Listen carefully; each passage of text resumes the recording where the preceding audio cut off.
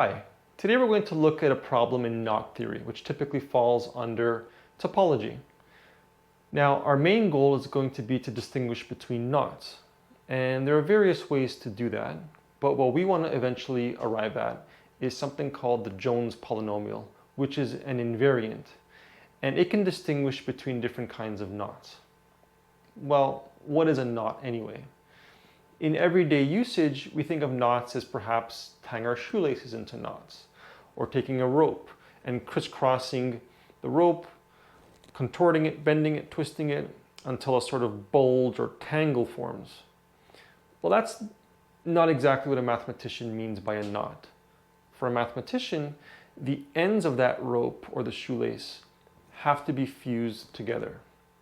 So in the simplest sense, you can imagine taking a strand of string, taking the endpoints, curling them down, and fusing them together. And in so doing, you've essentially formed a single loop. Now, a single loop is called the unknot. So you take a straight piece of string, bend it around so that the endpoints meet and fuse together, and we call this the unknot. If we want to think of a knot a little more formally, you can think of it in terms of functions. It's a mapping from the interval 0, 1 to R3. Now, why specifically R3? Well, in R2, imagine taking a string which has to lie within a plane, and you want to crisscross it at certain junctions. Well, you couldn't do that in R2 because you couldn't lift the string out of the plane. You're restricted to moving in only 2 dimensions. In 4 dimensions or higher, you have an extra degree of freedom by which the crossings can actually pass through one another. And so all knots would be untangled in dimensions higher than 3. And so that's not very interesting. So the only dimension in which we can actually have knotted knots is in R3. Okay, well that's great. So how can we take a knot then and represent it as a picture? A lot of what we do today is going to rely on some artistic drawing. So if we were to draw a knot, something like this,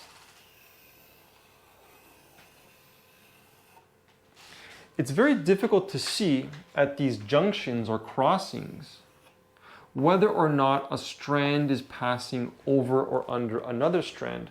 So for instance, this strand right here, is it passing over or under this strand over here? It's hard to tell. So how can we give a 3D perspective to this 2-dimensional drawing? Well, at the crossings, we can simply leave little spaces or gaps to give the impression of a crossing in 3D. So what we can do is draw something like this.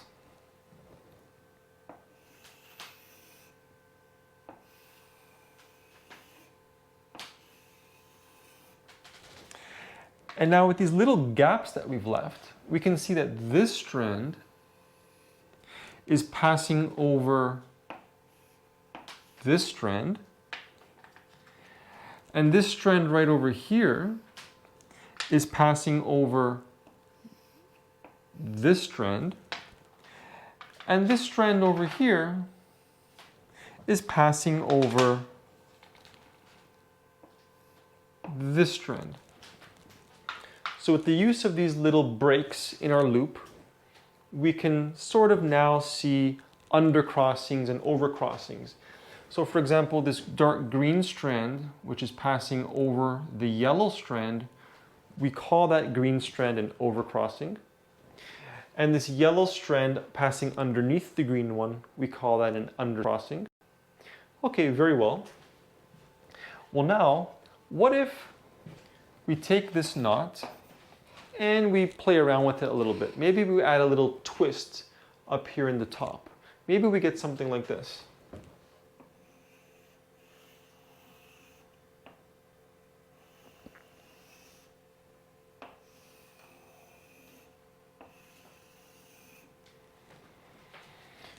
Notice up here, we've taken this strand and just given it a 180-degree twist to form this loop.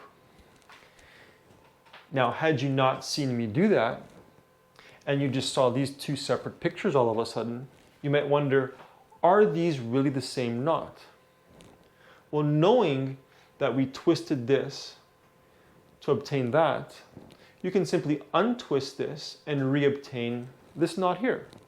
So in essence, these are the same knots. Why? Because one can be deformed continuously into the other.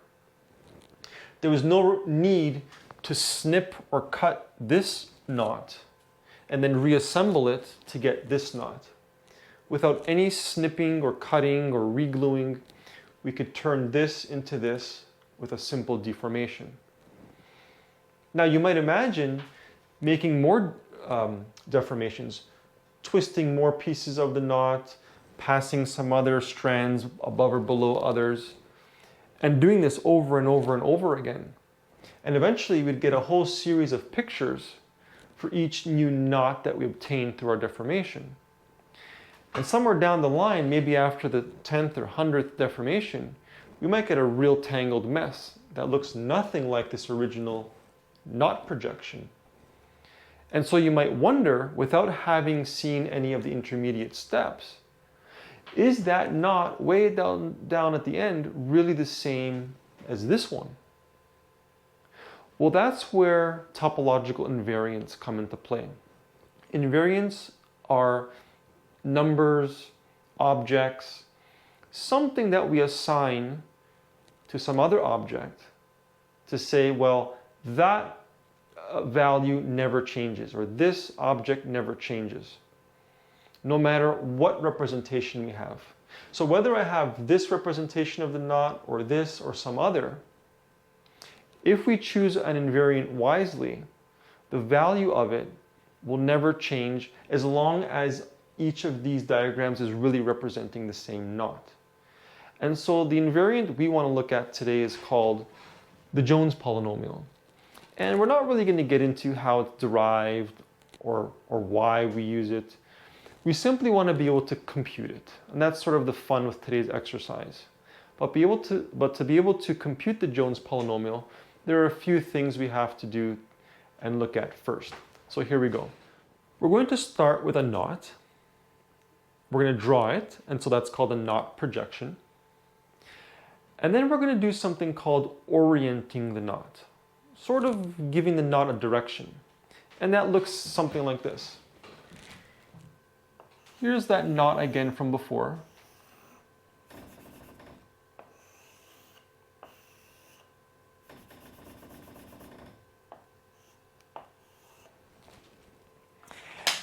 And we imagine walking along this knot, traversing along this knot in a specific direction. Now, there's really only two choices. We could walk along the knot this way without retracing our steps. Maintain your orientation, keep walking in one direction. We could very well choose that orientation, or just reverse all the arrows and walk around the knot the other way. But this is what's meant by giving the knot an orientation. Now, at each crossing, we notice something going on. Let's take this crossing, for example, right here. If we zoom in and look at the arrows from our orientation, we have this one here, and we have this one there, going this way. Now, if we just take these arrows and rotate them a little bit so that the arrowheads are both pointing upwards, we would then get the following. Not much of a different picture, but we obtain this. And when we look at this, we're going to look at the strand which is the overcrossing. So that would be this arrow right here. That is the overcrossing, the strand passing over the other strand. And in everyday geometry, think of a line. A line sloping this way, we think of it as having a positive slope. So we're going to say that the crossing we have here is a positive crossing, C+. So this crossing here is a positive crossing. Now you might very well run into a situation where the opposite occurs, where you might have a strand passing this way and an understrand passing that way. And now when we look at this overstrand right here, again, in everyday geometry, we think of a line in this orientation as having a negative slope. So we're going to call this crossing a negative crossing. Now, in order to obtain the Jones polynomial for a knot, we're going to start with a knot, orient it, and then just randomly, arbitrarily pick a crossing somewhere. Here there would be three options, 1, 2, 3, and we'll just pick one. And what we're going to do is decompose that crossing into two other crossings. If we start with a positive crossing, we're going to decompose it into a negative crossing and what's called a smooth crossing. So we're going to have two separate pictures now, two separate knot projections showing a knot now with a negative crossing in place of the positive one. And we'll see a smooth crossing in the other picture in place of that one. And associated with these crossings are going to be polynomials. And so here are the relationships. If we have a positive crossing, we will decompose that into a negative crossing and a smooth crossing, which we'll explain in a second. Associated with this negative crossing is going to be the polynomial x squared. And associated with this smooth crossing is the polynomial zx, where z is the following.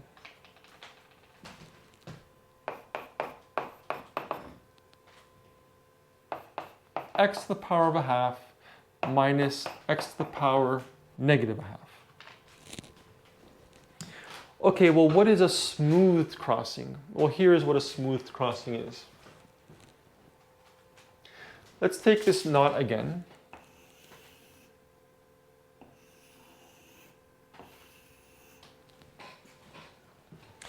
And if we look at this same crossing over here, we have our orientation pointing this way and this way. And if we zoom in here,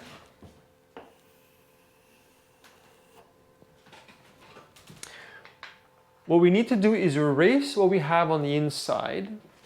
But before we do that, just make sure we're aware of what's happening externally to what we've circled. We have our orientation this way and this way and this way. So we erase what's on the inside here. We erase the crossing. And we essentially have these four strands that are disconnected. We're going to have to reconnect them, but we have to make sure that when we do so, we don't create a new crossing. And we have to make sure that the orientation is maintained. So how can we do this? Well, if we were to join this strand to this strand, like so, this orientation would oppose this orientation. So the orientation is not preserved. They're opposing each other. So that doesn't work.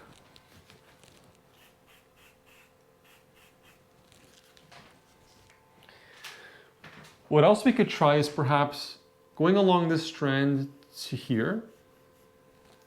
This is preserving the orientation. And perhaps we can take this strand and join it there. And that preserves the orientation without creating any new crossing as required in here. So this does form for us a smooth crossing, and that's what we mean by a smooth crossing. Okay, so let's keep going. If we ever encounter a negative crossing, then that will be decomposed into, well, similar to this. It will be decomposed into a positive crossing and a smooth crossing. Associated with the positive crossing will be the polynomial x to the minus 2. And associated with the smooth crossing will be the minus z times x to the minus 1. And what's going to happen is we start with our first knot projection, the knot we want to find the Jones polynomial for. And as we decompose it into more and more pictures, eventually the decomposition will result in unknots. Maybe one, maybe two, maybe more. Now, every time we arrive at an unknot, there will be an associated polynomial for that as well. And here is what that looks like. First of all, if we have one unknot, we'll call that a one component unknot. If we end up with two unknots, that will be a two component unknot. And if we have n unknots, that will be an n component unknot. And so the polynomial associated with any one of these is given by the following. L sub n of x equals negative 1 to the power n minus 1 times x to the half plus x to the minus half all to the power n minus 1. And essentially, these are the tools, this is the arsenal that we need to find the Jones polynomial of a knot. So we have this decomposition here, this decomposition here, and this for all of our unknots. So let's put this together and see how this really works. Let's check out our next board. Okay, here we are at our next board, and here is a knot called the trefoil knot. We want to find the Jones polynomial for this knot. So how do we do it? First, let's orient this knot. So we'll arbitrarily choose a direction for this knot. Let's say we choose this.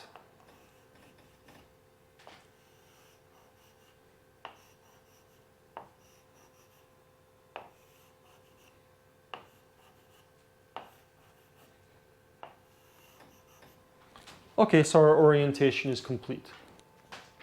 Now, we're going to decide, again arbitrarily, to pick a crossing here. Maybe let's pick this crossing right here.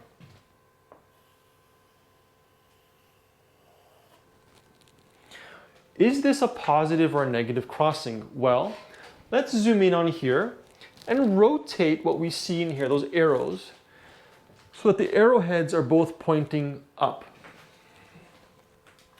When we rotate this, we obtain the following. Just go like this, and we'll get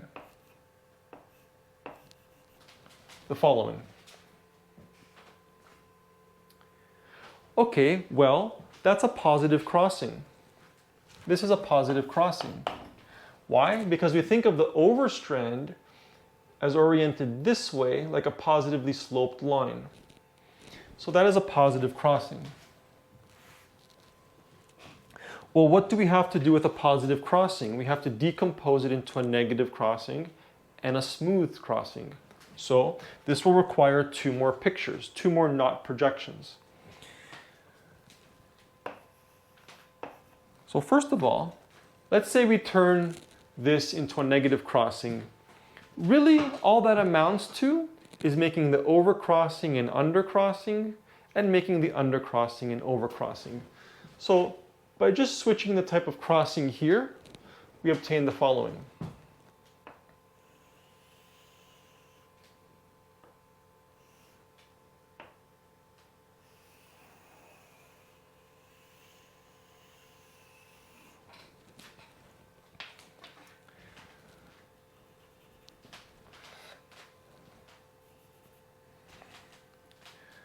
So what we have now is a negative crossing here.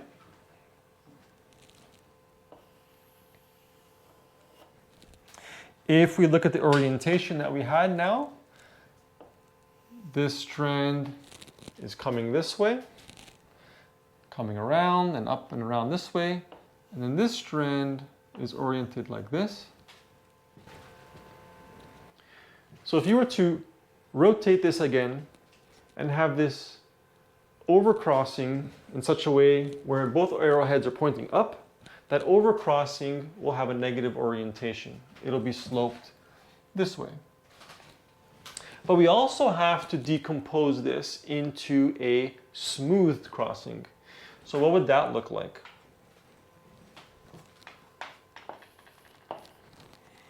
Well, we would obtain the following.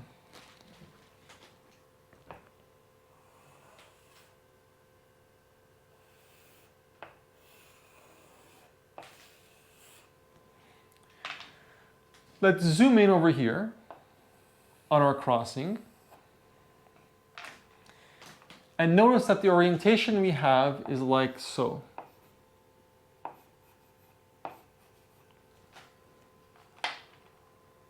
We're going to have to erase that in a moment.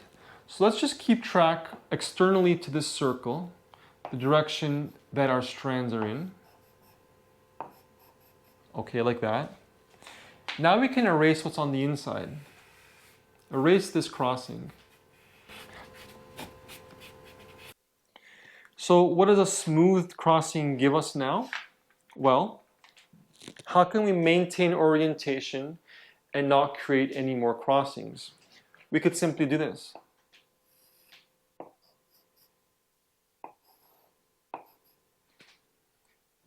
And this would be our smoothed crossing. Wonderful. Well, now let's go back up here for a moment. If you look very closely, or try to imagine this in your mind, this strand right over here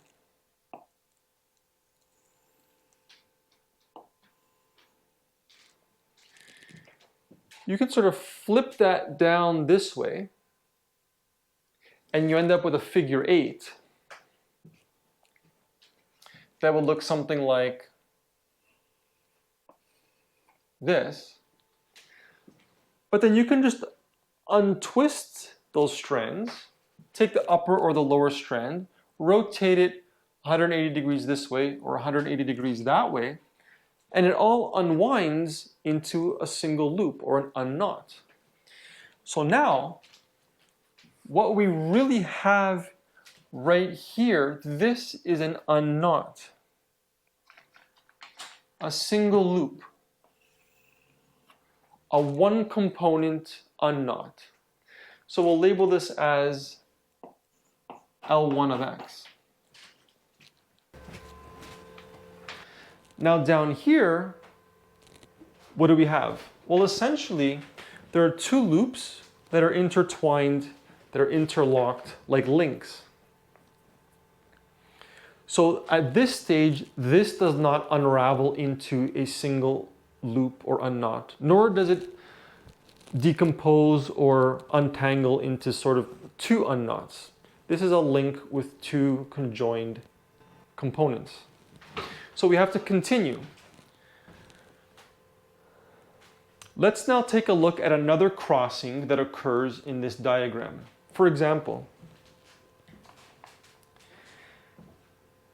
if we look at the orientation of our knot, this strand comes in this way and out that way and in this way. And again, this is arbitrary. We could even choose this crossing over here. But let's just pick this one for no good reason. If we're looking at the crossing over here and zoom in, how do we notice our arrows are oriented? Well, they're already sort of oriented with the arrowheads pointing up. So we can see that this overstrand is sloped positively. So this is a positive crossing.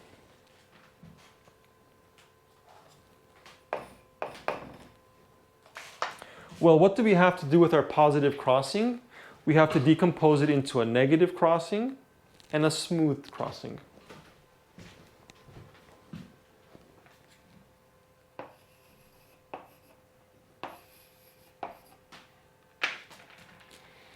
Okay, well, let's decompose this. So what do we end up with? So let's first make this a negative crossing. So we'll just switch the overstrand to an understrand and the understrand to an overstrand. So we get something like this.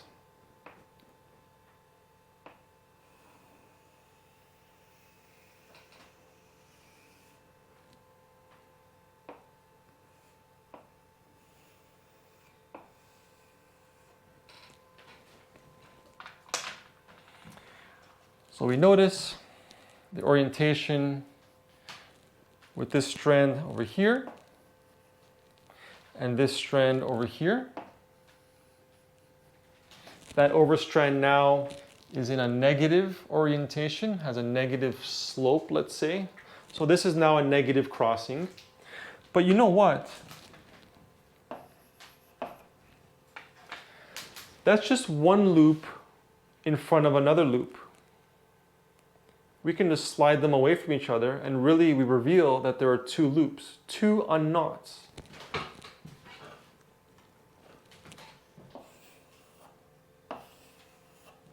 So we'll associate this with the polynomial L2 of x. This subscript indicating how many unknots we have. Okay, well, we still have to decompose this into a smooth crossing as well. And if we do that, what happens? Well, let's see.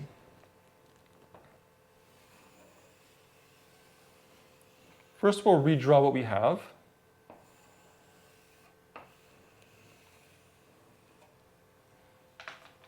And notice that we're focusing in on this crossing right here. And the orientation that we have is as follows.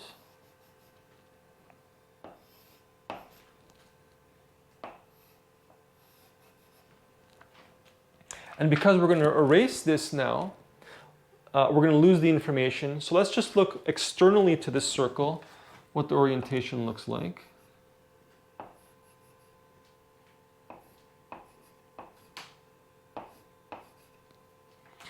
Okay, so let's erase this crossing and turn it into a smooth crossing. Let's not create another crossing. We cannot do that. But let's preserve orientation. So what does that give us? Well, we could join this strand to this strand. This preserves the orientation if we also do this. So this preserves our orientation, and we do not create another crossing in here. But you know what? What is this picture? This loop of string now, let's say, this loop of the knot, can just be untwisted, and we get a loop again, a circle, an unknot. So that's precisely what this is. So we'll associate that with the polynomial L1 of x.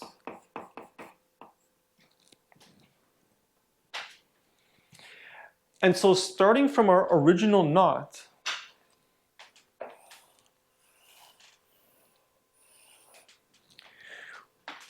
we've decomposed it, according to our rules, into all these unknots. That's ultimately what we need to do. Take this down to as many unknots as possible, just unknots. Well, at each step of the way, we need to keep track of other polynomials we're associating at each step.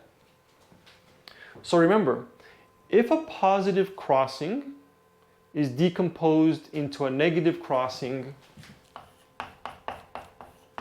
and a smooth crossing,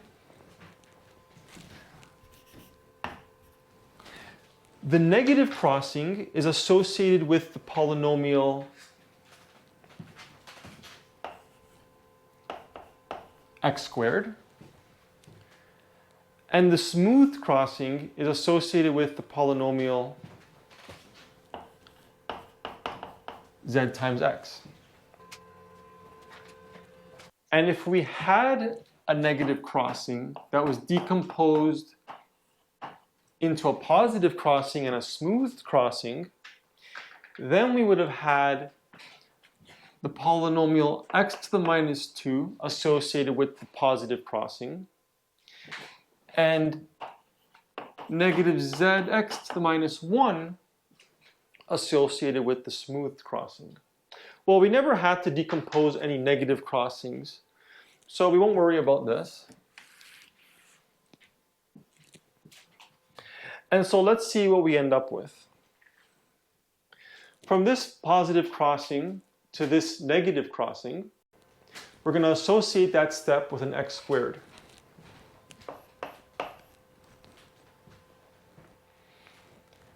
From the positive crossing decomposed to this smooth crossing, we're going to associate that with z times x.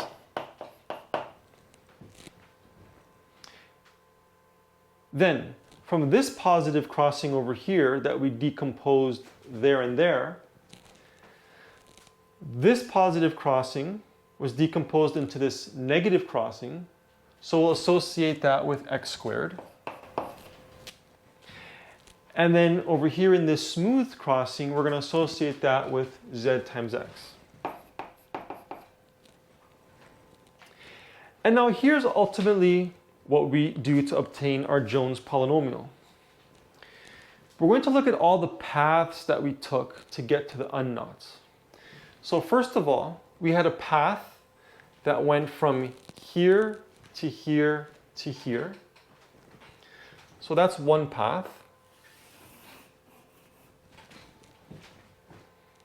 And along the way, we're going to multiply all the polynomials that we picked up. So there's going to be an x squared times L1 of x. So our Jones polynomial will be x squared times L1 of x plus, let's look at another branch. Well, here's a branch this way. So as we traverse this path,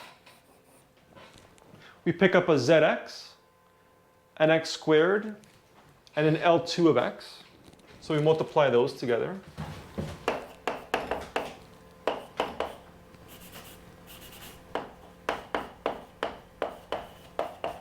Plus,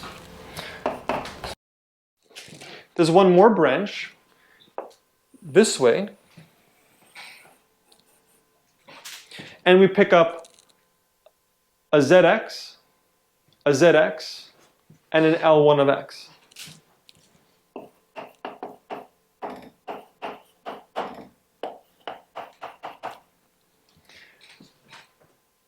And so the sum of this product plus this product plus this product will give us our Jones polynomial. So let's work that out.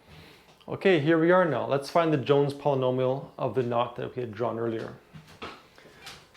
We left off with this expression. This will be our Jones polynomial. And we also have these relations over here. So let's work this out step by step. L1 of x here, well, n is 1. So we have negative 1 to the power 1 minus 1, which is 0, times x to the half plus x to the minus half to the power of, again, n is 1. So 1 minus 1 is 0. Plus, in this quantity here, we have z, that's x to the half minus x to the negative half times x squared, that's x cubed, times L2 of x. Well, that'll be negative 1 to the power 2 minus 1 times this to the power 2 minus 1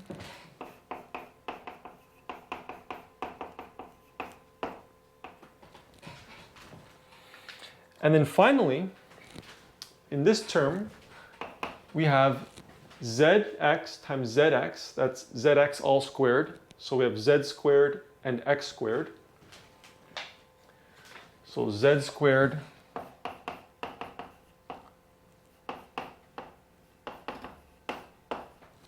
times x squared times L1 of x. Well, it's the same as what we obtained here for L1 of x.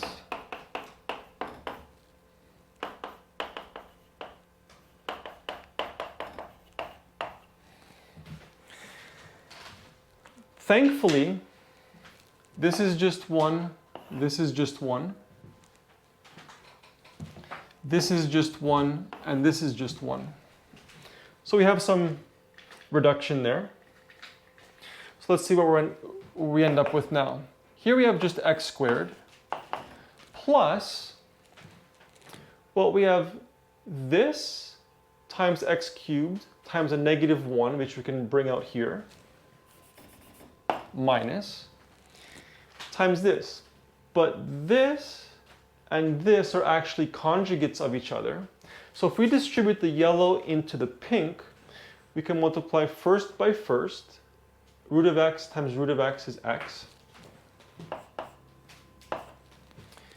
Then this times this is minus, well, if we add exponents, negative half plus negative half is negative 1.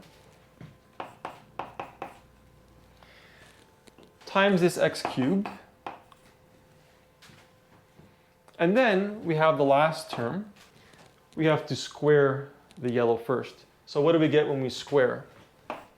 Well, we can square this x to the half times x to the half is x, minus 2 times this times this. So if we add exponents, we get 0. And then square this quantity. So x to the minus half times x to the minus half is x to the minus 1. Now times x squared. Okay, good. Let's simplify some more. So this gives us x to the 4. This gives us negative x squared, but another negative here. So plus x squared. Plus, over here now, well, of course, this is just 1. X squared times x is x cubed. X squared times negative 2 is negative 2x squared. X squared times x to the minus 1, we're going to add exponents there, so we get just x. And so writing this in standard form, we have negative x to the 4 plus x cubed. And then we have an x squared here and an x squared here, that's 2x squared, minus 2x squared, that leaves us with no x squared terms, plus x. And so this is the Jones polynomial for the knot that we started with. So if you were to be given some other knot, and you carry out the process we just did, and you end up finding that the polynomial, the Jones polynomial for that knot is also this, then you can say that that knot you were handed is exactly the same as the knot we had. If you obtain a Jones polynomial that's different than this, then that polynomial for the knot you're given tells us that your knot and the one we had originally are not the same. And so this is how we carry out this Jones polynomial calculation, and I hope you enjoyed. Take care.